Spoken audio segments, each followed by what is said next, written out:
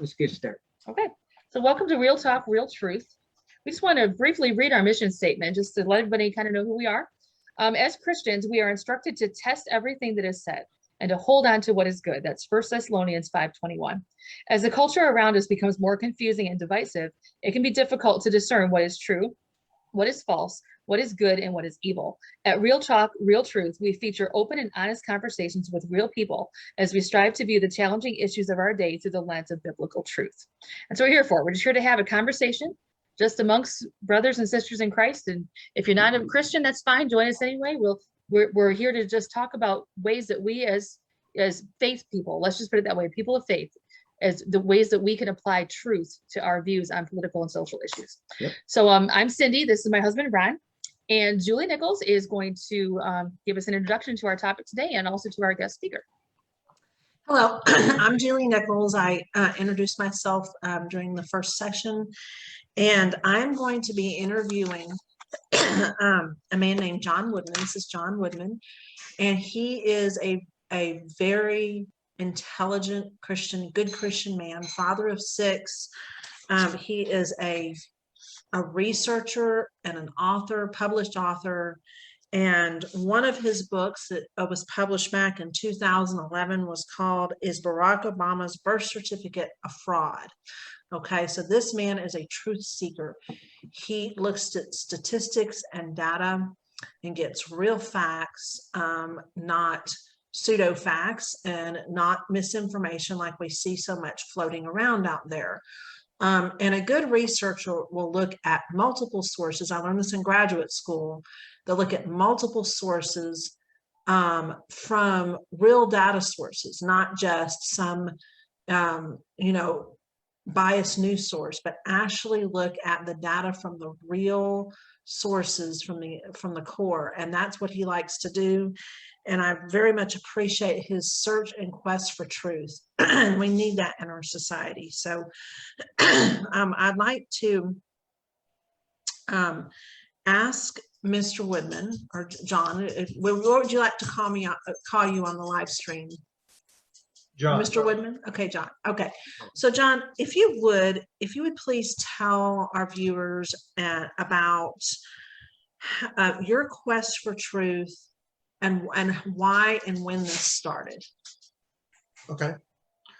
Well, it started pretty early in my case. I would say that it started, I would say that my whole relationship with the truth goes back to when I was a kid. And it goes back particularly to when I was about 10 or 11 years old. I grew up in a small town in Arkansas, rural Arkansas. And growing up back then, there was no internet. And so you looked for things to do. And the main thing that I found to do was read stuff. So I would read whatever I could.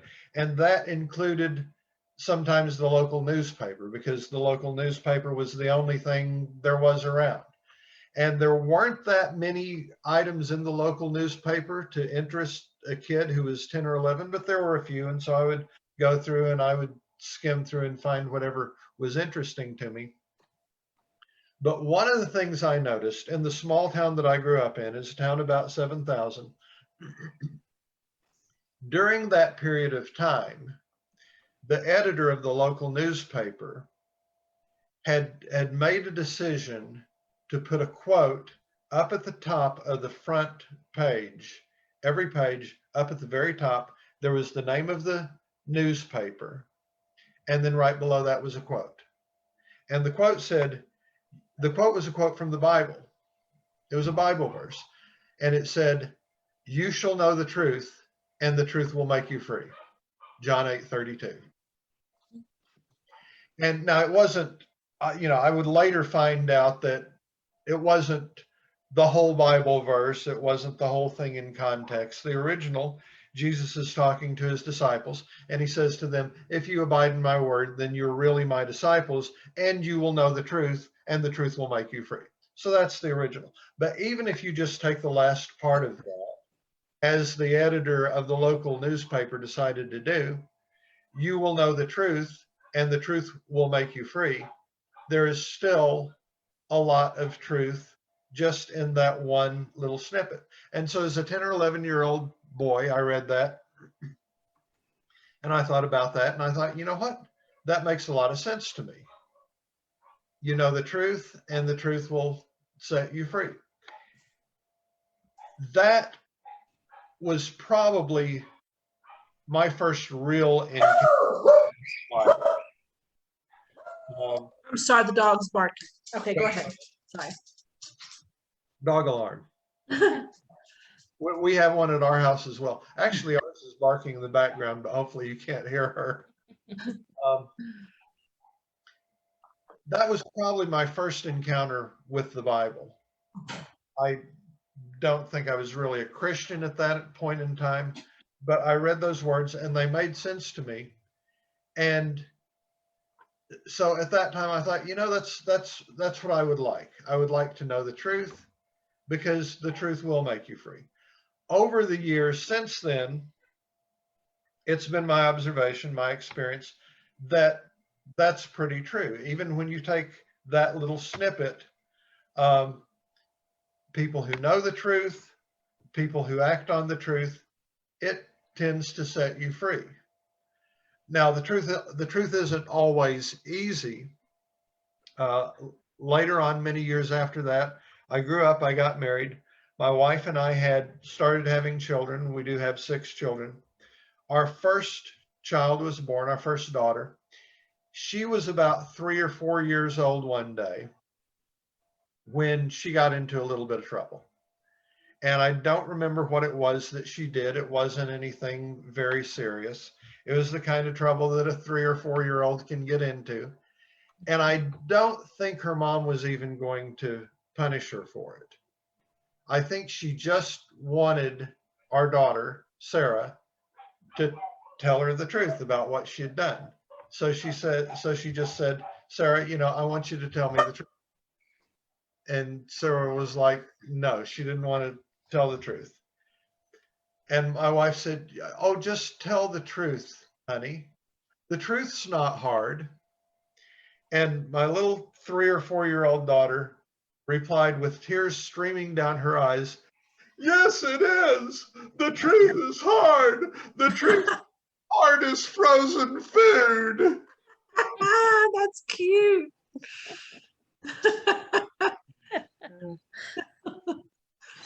She's about 28. She just celebrated her 28th birthday. That's been just about 25 years ago.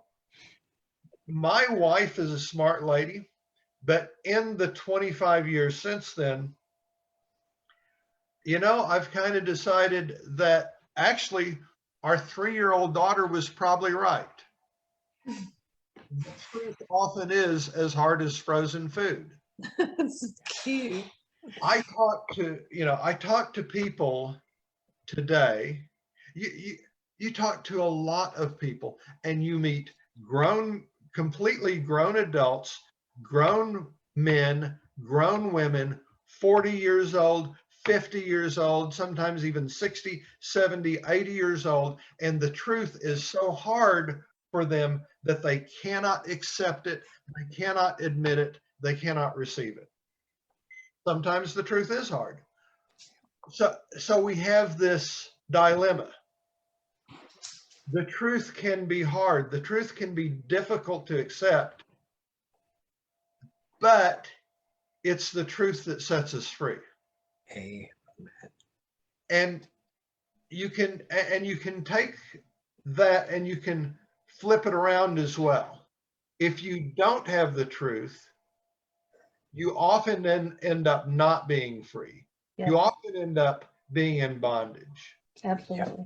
And it's true with individuals, and it's true historically with nations as well.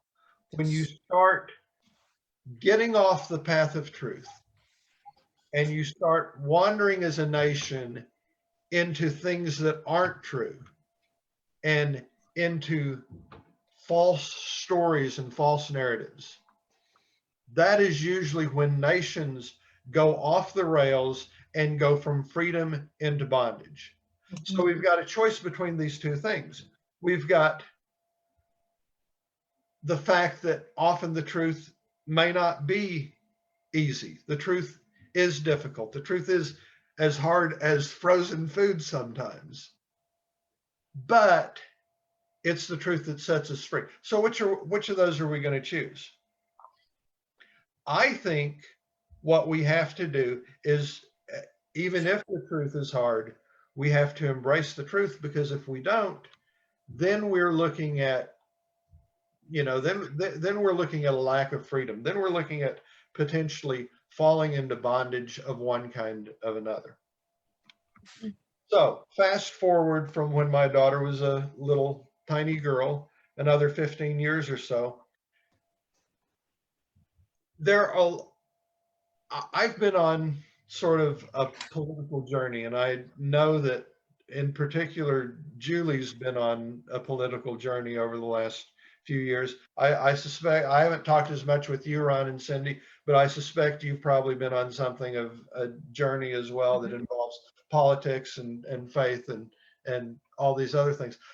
And there are a lot of things about my own particular journey that I can't tell you exactly when a particular thing began to change, but I can tell you when the whole current journey with me and politics and truth began, and I can put that down right to a particular minute, with an event that was a catalyzing event that I initially had nothing to do with, but it's an event that happened at 7:57 a.m. on the morning of April 27th, 2011.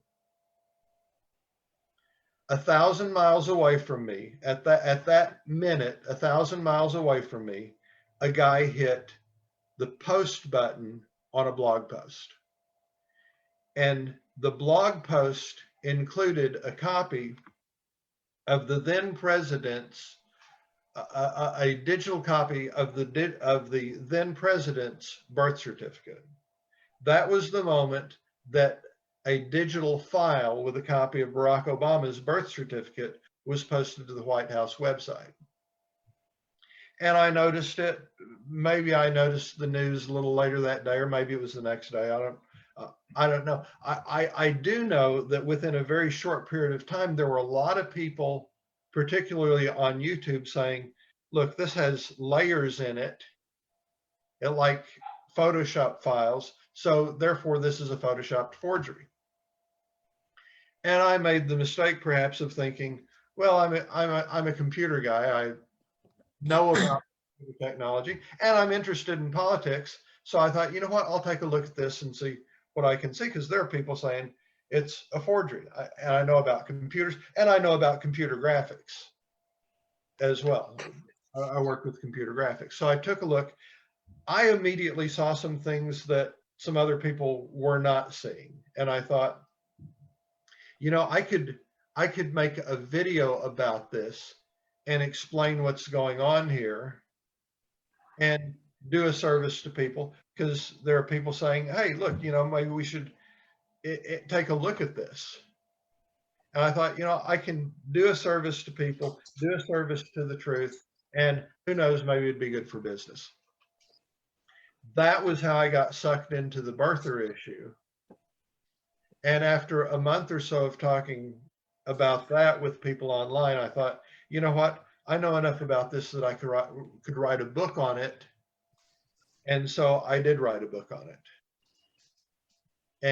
And that was how I got involved with politics and truth. That actually, I'm sure you guys and probably most viewers will remember the whole birther movement and the idea, you know, Barack Obama has a fake birth certificate, and all of those things. That was a precursor to where we have gotten to today.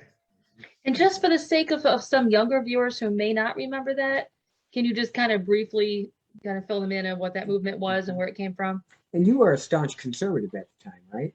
I called myself a Tea Party conservative. Mm-hmm. And I've observed that a lot of us tend to look at the world through an ideological lens. We will define ourselves and we will say, I'm a conservative, or I'm a progressive, or even I'm a liberal, or I'm a libertarian. And we will define ourselves by a particular ideology. In my whole political journey since then, and in my understanding since then, I've decided that defining yourself in an ideological way is not a very productive way to go. Instead, it makes sense to me to ask what's in the best interest of the American people and in the future of our nation. And just to ask that simple question rather than to try and define yourself by an ideology. But yes, at that point in time, if you'd ask me, yes, I'm absolutely, I'm a conservative and I'm proud of it. And I actually, so there were these claims that Barack Obama was not eligible to be president of the United States. And in particular, there was a sheriff out in Arizona, Sheriff Joe Arpaio, who really pushed this narrative that then President Obama had a forged birth certificate. And, you know, maybe he wasn't born in Hawaii, and maybe he wasn't a natural born citizen. And so there were all these doubts about Obama's eligibility particularly among, you know, people who wanted to doubt that he was eligible. I started out as being one of those. And I thought, you know, I actually thought, you know what, I'll take a look at this birth certificate thing.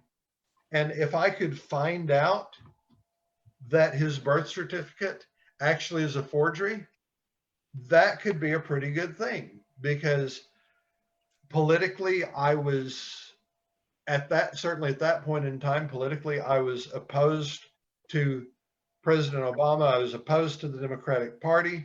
And I thought, you know, boy, it would be great if I could, you know, kind of help bring down this political figure that I don't like at that point in time. And the other thing was, if I could show that he had a fake birth certificate, again, you know, that would probably be good for business. I would probably end up, you know, on the NBC Nightly News and wherever. And yeah, like I say, it could only be good for business. You'd be on Fox News and you'd be the featured figure. Yeah, I would have been on Fox News. Be the hero. On Fox News. I would have been a hero on Fox News. So I ended up spending hundreds of hours over a period of months looking as closely as I could at Obama's birth certificate and looking at the claims that he had a fake birth certificate and all the rest of it, and ended up concluding there's nothing to any of this. There's just nothing to it. It's the kind of thing that you say and you present this evidence, and superficially the evidence looks like, oh, there might be something there. But if you really look at it and you ask the question, is this actually true? There was nothing there. And the birther, that didn't stop the birthers and the people in the birther movement. They kept coming forward with more and more questions and more claims. Well, okay, you know, you commented on that, but what about this other thing? What about this particular word on the birth certificate? Doesn't that prove that it's a fake? What about the time and the date? Doesn't that prove that it's a fake? And these questions and these accusations and these claims of proof that the birth certificate was a fraud just piled up and up and up and up until there were dozens of them. At one point, I counted 118 different claims of proof that Barack Obama's birth certificate was a forgery. And I and others actually ended up looking at every single one of these, and there was nothing to them. Now, there was a saying in the birther movement, and the saying was, where there's smoke, there's fire. You know, there are all these claims, there are all these questions, there's all this smoke swirling around this document. You know, surely there's got to be something there, even if, you know, even if one part of it might be disproven. Well, that's not necessarily true. It's not necessarily true that where there's smoke, there's fire. Where there's smoke, there may very well be somebody with a smoke machine just generating more and more and more smoke. Yes. So you have to ask yourself, you know, what actually is going on here if you want to know the truth. So I looked at things, and I found that the claims that were made, there was nothing to them. And then I had a bit of a choice. It was like, okay, well, I can either just be silent because this guy, you know, I don't like the guy as a politician anyway, or I can go ahead and publish what I have found, which is there's nothing to any of this. And I decided, you know what, I'm going to go ahead and publish it because it's the truth. And also because at that point in time, I was kind of disturbed by what I saw. And what I saw was a very large number of Americans who were completely believing something that had no truth to it. It was a fable. It was a fantasy. And there were a large number of Americans, something like a third of Americans believed these allegations that were completely untrue. And I thought to myself, you know, this cannot be healthy for America. This cannot be healthy for our democracy. And so I went ahead and published the book and continued the conversation for a while after. That was the beginning of my involvement with politics and the truth. And it was actually a precursor to a lot of the things that we have seen more recently in American politics, where we've actually had sort of the same technique applied again and again. And why? Because it works. Yes. Mm-hmm. Just on the original birther issue, there were people who raised a lot of money with falsehood. Yeah. Yeah. And I think there were some Christian people involved with that too. Oh, yes, I think definitely so. Imagine. That's There- a problem. And there were a lot of people who called themselves patriots Mhm. who were using falsehoods. And I think you're right. I think there were Christian people who were out there basically using falsehoods to gain something. And it wasn't always money. Sometimes it was attention, which can often be converted to money. Mm-hmm. But it's kind of, there are people looking for attention, money, and power. Mm-hmm. And sometimes you can convert, you know, one of those things to the other. You can kind of convert between them. You get enough attention, you can convert it to money. You get enough money, you can convert it to power. Yeah. But I know of one politician in particular who raised millions of dollars off of these false allegations. Donald Trump. We Um, know who it is. well, Sorry. I'm not referring to Donald Trump. Sorry. Oh, okay. I thought you were. Now I'm curious. I thought you were. I'm sorry. But we can actually comment on Donald Trump in a moment. No, I'm actually referring, if you look at the man who pushed the allegations the most, It was Sheriff Joe Arpaio of Arizona. Mhm. Every allegation, every claim that he pushed, I can point to you a place where somebody has shown that it's either false or it doesn't necessarily prove what he says it proves. Now, I don't know how much money really he raised off of those claims and those allegations, but I can tell you that before, because he did a couple of things, he was pushing a couple of things. One thing he was pushing was being tough on illegal immigrants. And so there were people who were attracted to his political campaigns for that reason. But there were also people who were attracted to his political campaign because he positioned himself as someone who was standing up for the truth about Obama's birth certificate, even though none of the evidence that he was presenting proved what they were claiming it proved. But I can tell you this. Can you hear my dog barking in the background? You A little, probably, but it's okay. let me run and close the door real quick. Sorry. Okay. And just while he's gone, something I'd like to comment on, I love what John just said about the smoke. And sometimes there's somebody standing there with that smoke thing. I just heard on the news today that they identified there's only 12 entities that are pushing the vaccine conspiracies. There's There are 12 people who have pushed most of the misinformation about vaccines. And if you look at a lot of those people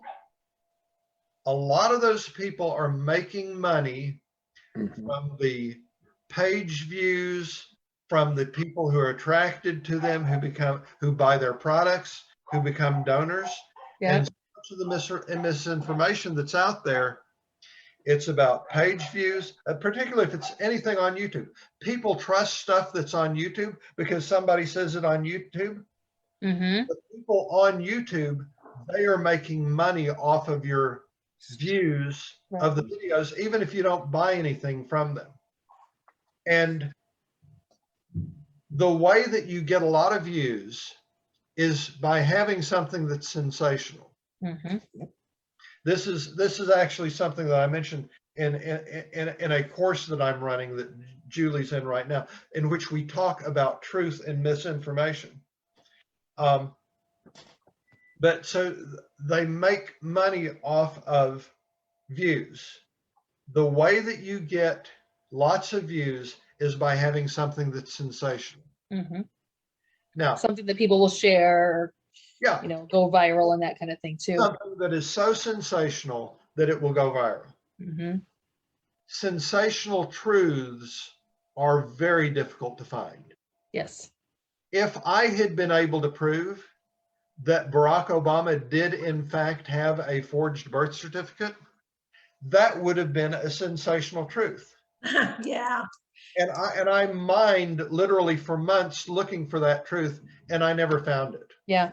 I also didn't make the kind of money that a lot of people who were on the other side in the birther movement made. I didn't get as many page views as they got, as many video views. There was a high school student who was the first to make the claim, hey, this digital file has layers. It is a photoshopped forgery.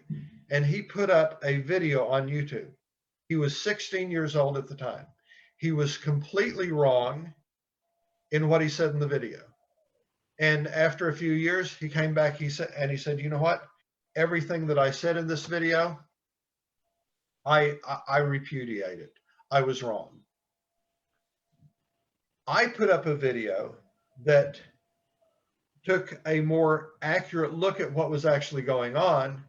And it was later actually proven that what I was talking about was correct. And I actually got quite a few views on that video. I got over 100,000 views, but he got more than 1 million.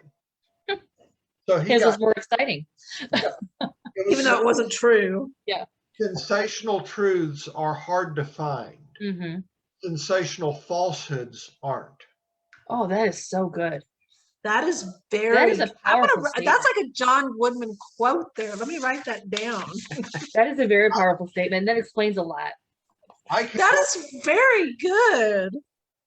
I can go on YouTube tonight and I can make up some, I can spend 5 minutes making up some sensational, completely false story, particularly about a major figure. So if I wanted to make up something that was completely false but sensational about Joe Biden and post it on YouTube, can get views that way, Oh yeah.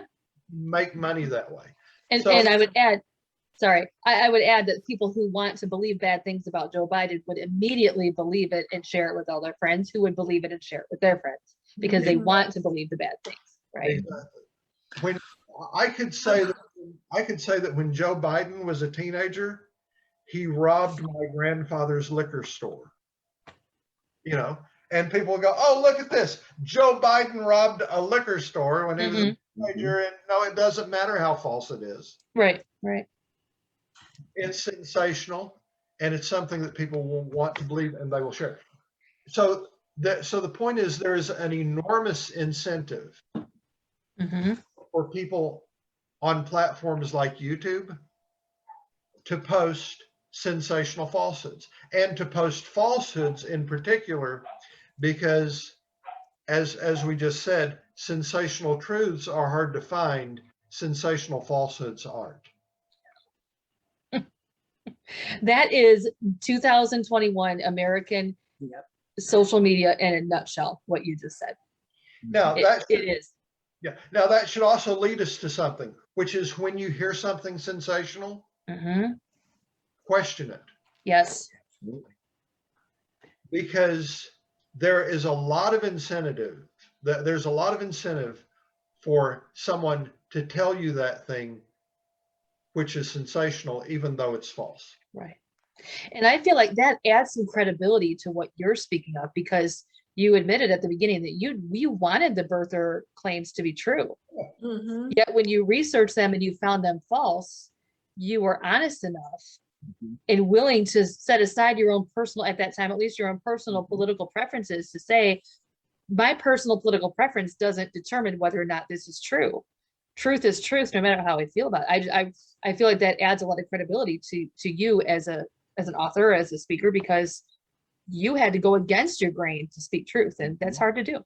Well, and I had to make a choice. Are we going to, was I going to continue pushing truth, Mm-hmm. or not? And I decided I was going to continue pushing truth, even to the point where, I could have just kept silent. Yeah. And honestly, I wouldn't have had a lot of the hassles that I ended up with publishing the truth. There's an old saying, no good deed goes unpunished. Mm-hmm. On the other hand, at one point, I sat down and I sort of estimated to myself, you know what? And I analyzed what was going on in the whole birther movement and some of the money that was flowing around there. And I thought to myself, you know what? If I wanted to, there would be a pretty big financial opportunity for me to position myself as a so-called expert claiming falsehood. But to me, it was, it was not worth my integrity Right. Mm-hmm. to even consider that beyond a fleeting thought. Right. And if I just might, real quick, if anybody out there on Facebook, if you have any questions, post them on there. I am Yeah. watching, and I'd be glad to share a question from our Facebook audience if you have a question for John. So just wanted to get that in there real quick. Mr. Woodman, do you mind if I ask you question number 2? Go ahead. Okay. What are some fact-based proofs to show that the election was not stolen, and give us some facts about the big lie, but it was actually not stolen? Okay. So we have come from, I said I was going to mention Donald Trump. Okay. What I did not realize at the time with the birther movement, who was one of the main people in America pushing the idea that Barack Obama had a fake birth certificate Donald in Trump. 2011. It was actually Donald Trump. And you know what? Donald Trump was considering a presidential run in 2012. It was. And correct me if I'm wrong, but was he not considering running as a Democrat at that time? Mm-mm. No, am I wrong? Mhm. Okay, never mind. I Okay, suspect so he was considering running against Obama? Okay, he was considered, I know he had at least one public meeting in which he was floating the idea of running for president in Mhm. 2012. Okay. He actually didn't run for president in 2012, but he used the birther movement and he used the claim or the allegation that Obama had a fake birth certificate to raise his national profile Mhm. and position himself for running for president of the United States. Right. As we just noted, that actually was not true. Right. That was falsehood. So, and if anybody still doubts that, I still have an entire website up, and there's another website as well that I think is still up, where you can go and anything that you heard, any of those allegations that you heard, I mean, anything you wanted to come up with, any of the allegations you heard of Obama's birth certificate being fake, Mhm. I can point to you the reason why that was not good information, because I and others actually ran down and checked out all of them. Would you mind letting us know what that website is, and we'll put a link to it on our page? Oh, that website is obamabirthbook.com. Okay, Okay. we'll add that link after we get off, but we'll listen again if we need to, so people can check into that more. Yeah, and a question came up here that kind of reflected, and I was actually going through my mind too. William Morris asked, do you think we should have regulations for Facebook and YouTube and Twitter because of kind of what you were talking about? I mean, that's a tough one. That's you start getting into some, hairy things about freedom of speech when you start putting regulations on things. So I haven't really thought very much about regulating Facebook and Twitter. I'll tell you what I have thought about and what is a current goal as far as I'm concerned. And it's about what I have thought about is training people and training as many people as possible to be able to discern the difference between truth and falsehood. Because whether it's Facebook or Twitter or some rumor that's going around church, if you have that skill, if people have that skill, and if people have the habit of working to discern truth from falsehood, and of not just assuming that something is true. If everybody had that habit, or even if a lot of us had, then that would go a long way Yes, towards Facebook, Twitter, and everything else. absolutely. that's what we're trying to do here. And that actually is a goal of the course that I mentioned Yes, definitely. that I've recently developed. Yeah, and we definitely want to hear more about that later on. Yeah, you make a great point there. I think it was Thomas Jefferson that said only a well-informed people can hold on to democracy. I'm probably tearing the quote up, or educated. Right. I'm paraphrasing, because here we are at a time when we have a new technology. When the printing press came out, information flew out, right? Well, now we have this new technology coming on, and as a society, we have to get a grip on it. But like you said, John, we have to learn how to discern truth and how to fact check for ourselves. Other than that, we'll lose this. We're doomed. We're doomed if we don't. It's actually going to get worse because in the future, in the not very far future, we're going to start seeing more and more of what are called deep fakes. And a deep fake is somebody who has the computing resources can take footage of a celebrity, like the president of the United States, and can take things that they've said and run that through a system. And then we now have the technology to manipulate people's faces on video to make them say particular words, and to take the words and to actually create a video that, for example, if someone wants to create a video of Joe Biden saying anything they want him to, we now have the technology to do that.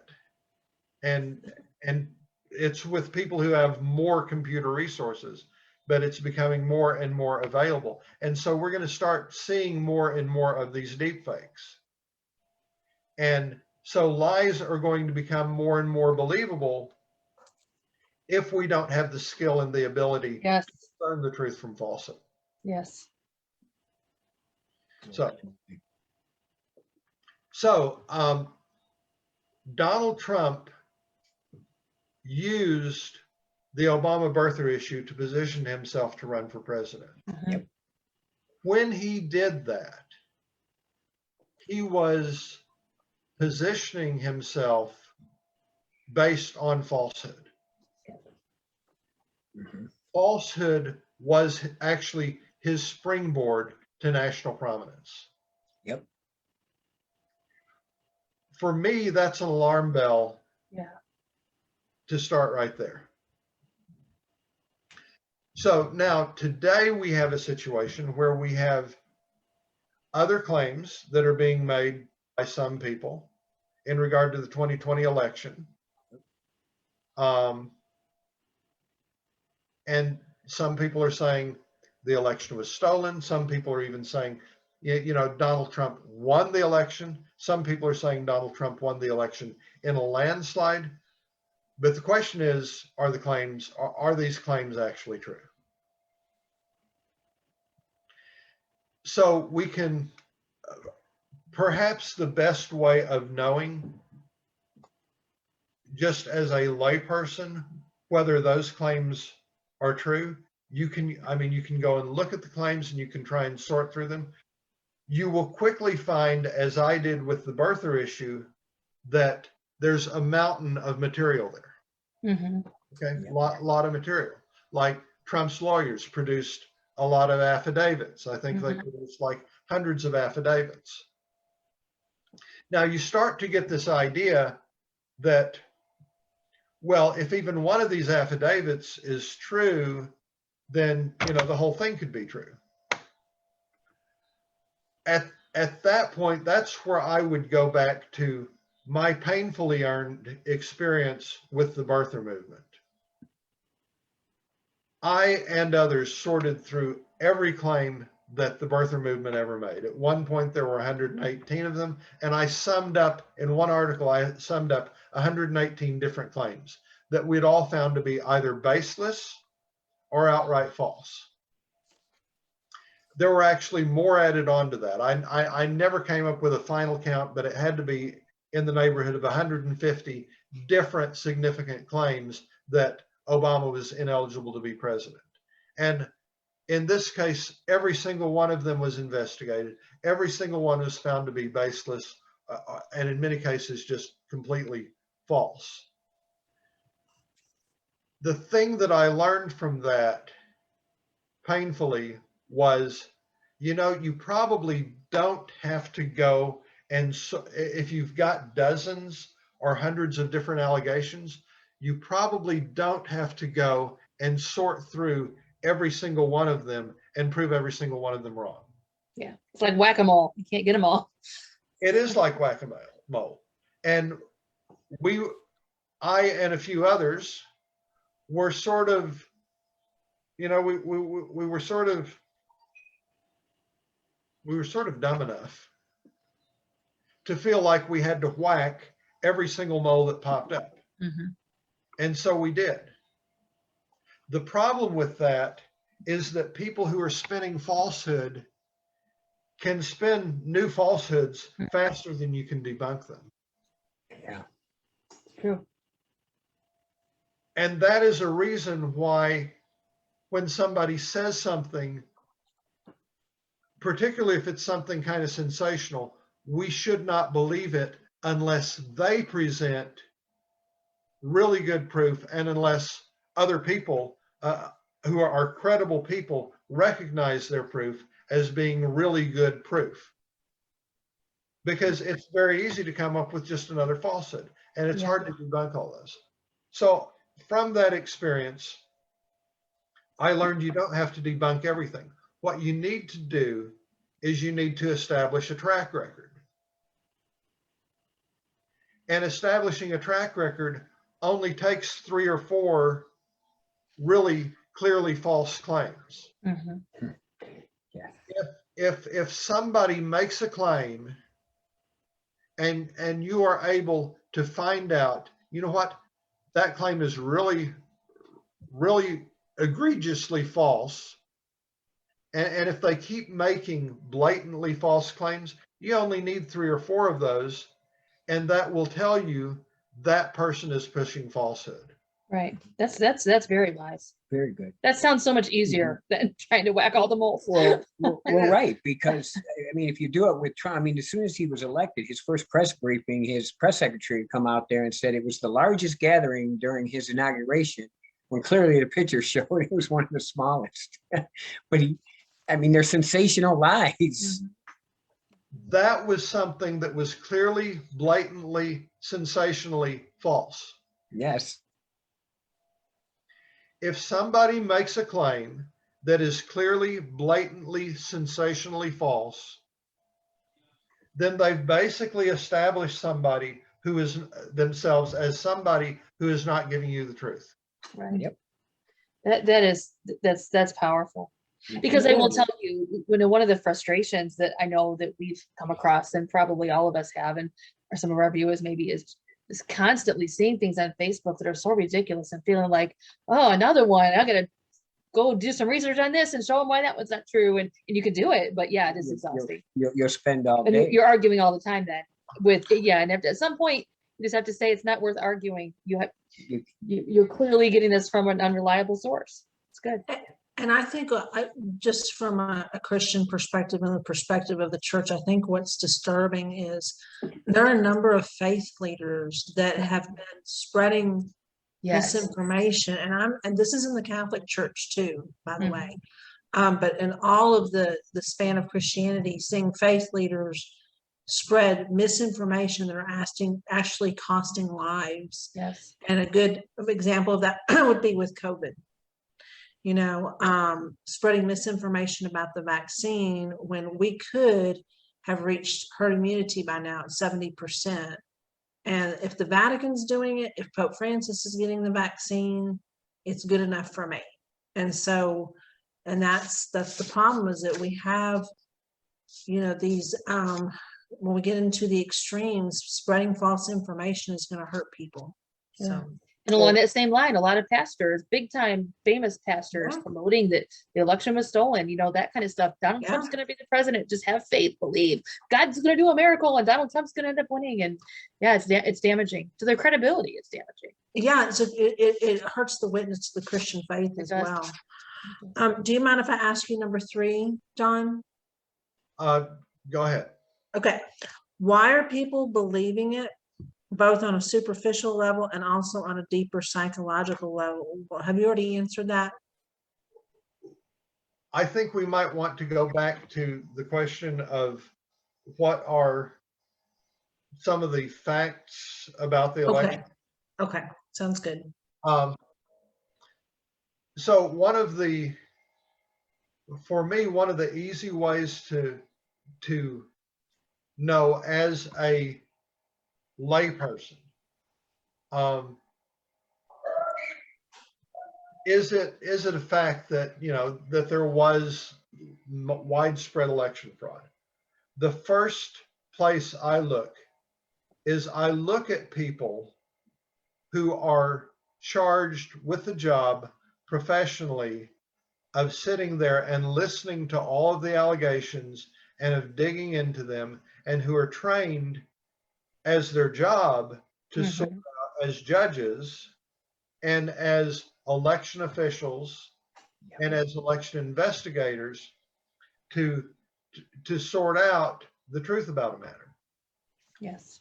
And so you go and you look at these people, and basically every single person who has been there in a professional capacity, whose job it is, and it's people who are Democrats and Republicans, both sides of the aisle, and they are from many different agencies and many different organizations.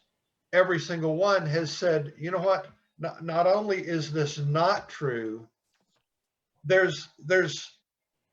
it's not even, there's no truth in it. It is simply and utterly false. And this includes every single state election official in every relevant state. There were 6 states where there were allegations of potentially widespread fraud. But in those 6 states, every single state election official has said there's nothing to it. This, and again, this includes people from both parties. Yep. It includes governors. It includes the state election officials, and it includes other officials whose job it was to look into the allegations of irregularity. All of those people. It also includes the FBI. There was a statement from the FBI that said, you know what? There was no widespread election fraud in the 2020 election, and the results we got, those were the right results. It includes, we have a special agency for cybersecurity and infrastructure security called the Cybersecurity and Infrastructure Security Agency. There was an official statement from the Cybersecurity and Infrastructure Security Agency, CISA, C-I-S-A, that said, you know what? We have not found any widespread election fraud. Now, the interesting thing is, after that, the head of CISA was actually fired by Donald Trump for saying that. I remember. For giving the results of their investigation. Now, that should again raise some Ding, ding, ding. Yeah. alarm bells. Alarms should really be going off there. It wasn't just all the election officials and the FBI and CISA. The Attorney General of the United States, Bill Barr, said, you know what? There wasn't widespread election fraud. It wasn't just him. There were many dozens of courts and lawsuits. And I remember counting a total of 64 lawsuits that were brought by Donald Trump and by allies of Donald Trump, basically alleging some sort of election irregularity that they lost. Yeah. They actually brought 65 lawsuits. They brought a total of 65 lawsuits, and they won 1. And they lost 64. Yeah, and the amazing thing too, through all that, because I followed that also, but what was even more stunning is that and I want to go back to a statement that Donald Trump made back during the 2015 presidential run. He said, I could shoot somebody on Fifth Avenue or something and not lose any votes. Let's zip ahead to this point. And every time somebody came and debunked what he said, all he had to do was call him a rhino or call him some dirty name. Call him a traitor. Yeah. And everybody believed him. Yeah. And it goes back to show that he knew he could get away with anything, and the people would believe him. It's amazing. Well, which again is dangerous, because we have to value truth. Yes. Because if we don't value truth, not having truth valuing falsehood and accepting falsehood and tolerating falsehood, that leads us into bondage. You know, and along that line, part of that bondage, I think, is the people who follow Donald Trump, they follow him off of cliffs, they drink the Kool-Aid if he told them to, you know, the people of that level of loyalty, I don't think that they have fully realized that at some point when he doesn't need them anymore, he's not going to be on their side. If he'll lie for you, he'll lie to you, and then eventually he'll lie about you. This idea of following a liar because you think he's on your side, once you're no longer of any use to him and you're not in his side anymore, you're really going to regret that you followed a liar because he's going to use it against you at some point. I'm not sure people realize that. People who follow those who are willing to tell these kind of lies often find that sooner or later that person will turn on you. Yes. And if you pay attention to some of the people around Trump, or a number of people around him that he has viciously turned on as the moment that they were no longer of any use to him. Mike Pence. I mean, Mike Pence was so loyal all that time. And Trump's personal lawyer, what was his name? His name is yes, yeah, I know who you're talking about. He went to jail for a little while. Michael Cohen. Yeah, his personal lawyer. He turned on Steve Bannon. I think it was Steve Bannon. Yeah, who was part of his White House for a while. And you can kind of just go down the list of people that he's turned on. So, but anyway, the lawsuits. They won one lawsuit. And I don't even remember what they won. It was something minor. I think it had something to do with the deadlines for Pennsylvania absentee ballots for Pennsylvania. I think, I think they were suing to say that ballots should only be allowed to come in for 3 days instead of 6 days. And it made it was nothing to do with election fraud. And it made absolutely not the slightest difference to the election whatsoever, to the election results, because it had to do with like a couple hundred votes. And out of 65 lawsuits, that was the only one they won. That they won. Do you think the other 64 they lost? So the judgment against them in their lawsuits was unanimous, and the ones that alleged some kind of real fraud was unanimous like 64 times in a row. Right. It wasn't just 64 judges. It was more like 80 judges from both sides of the aisle. It went all the way to the Supreme Court, and there was not a single judge that said, you know what, there actually was widespread election fraud. And then you also had, on top of that, you also had multiple audits after the fact. How many vote audits did they have in Georgia? I think there were like 3 just in Georgia. And it was all completely, absolutely unanimous.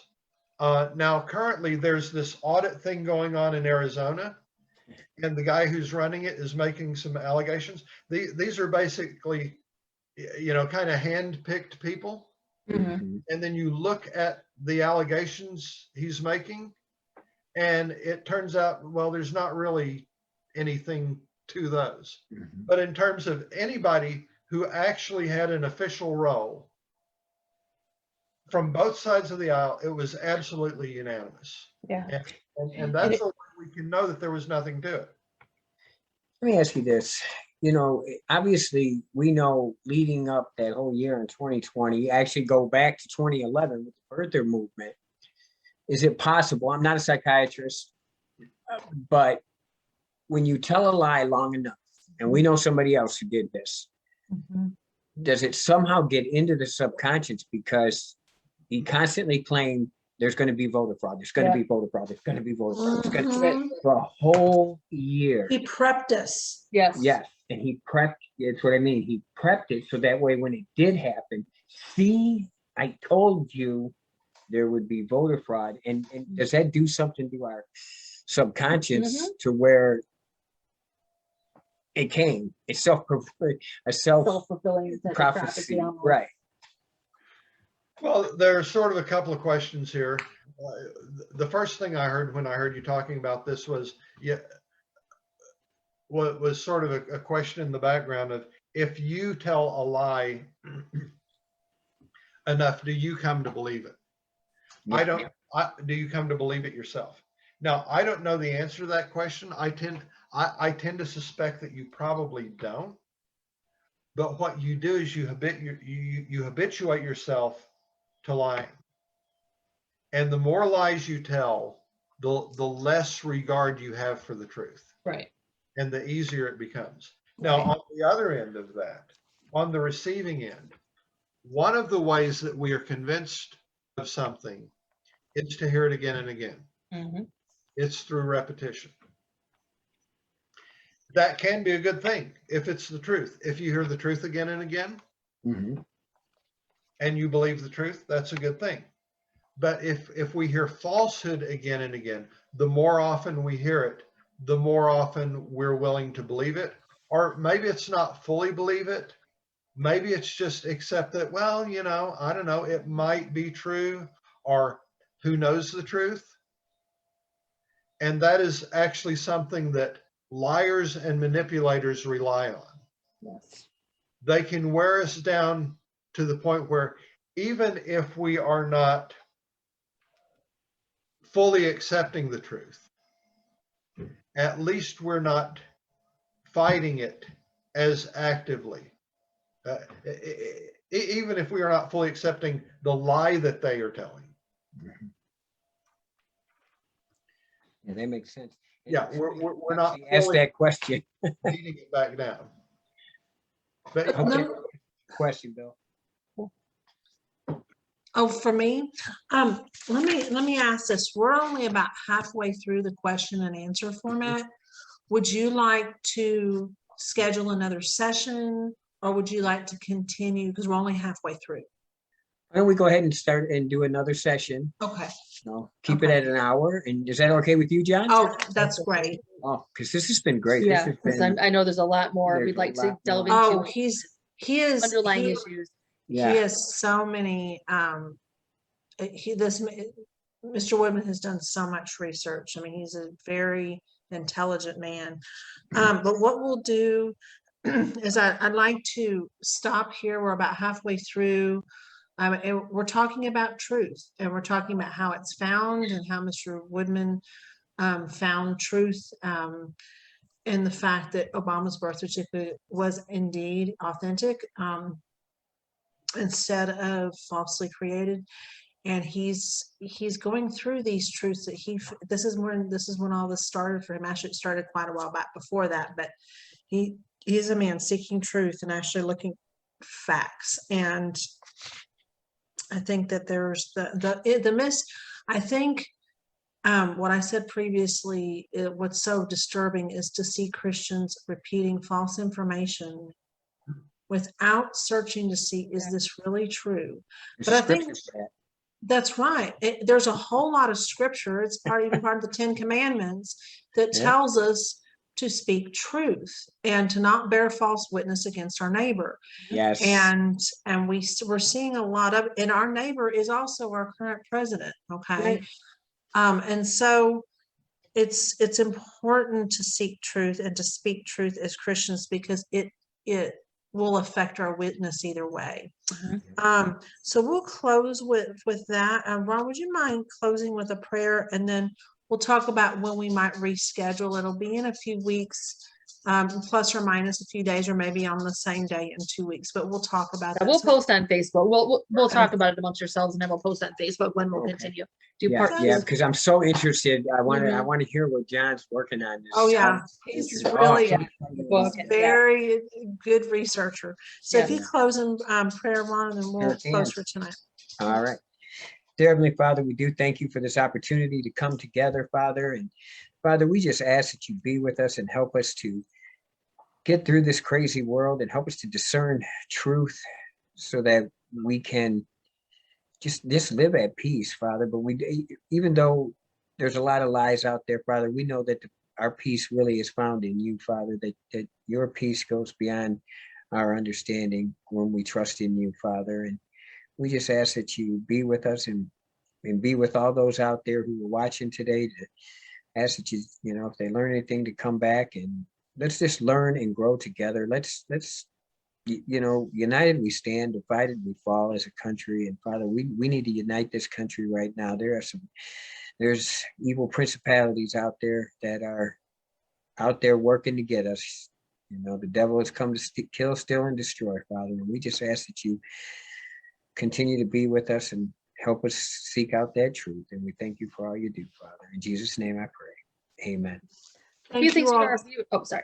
Go ahead, go ahead. Just a few comments for our viewers. If you're watching us on Facebook, we'd love for you to like the video, like our Facebook page. If you're watching us on YouTube, please like the video and subscribe so you can get more of these. And I'm also going to say, because we are doing a part 2, probably in a couple of weeks, if you have any questions that you'd like us to pass on to John, please put them in the Facebook comments, put them in the YouTube comments. You can send us a message on Facebook. Get those questions to us, because we will pass those on to John over the next few weeks, so he can look into those and maybe answer any of your questions next time we meet. So. All right. Okay. So we'll message on Facebook, guys, and we'll talk. Okay. So we're gonna close it out. Bye, everybody. Thanks, John and Julie. Thank you. All right, we'll talk. Yeah. Good night, everyone. All right. Good night. Good night.